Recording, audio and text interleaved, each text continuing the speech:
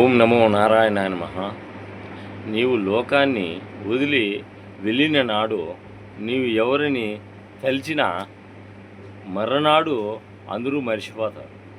నీవు నిజ జీవితంలో చేసిన మేలు ఏదైనా ఉంటే మహా అయితే నీ వల్ల బాగుపడ్డవాళ్ళు వాళ్ళు ఈ లోకంలో విడిచి వెళ్ళేదాకా తలుచుకుంటూ ఉంటారు.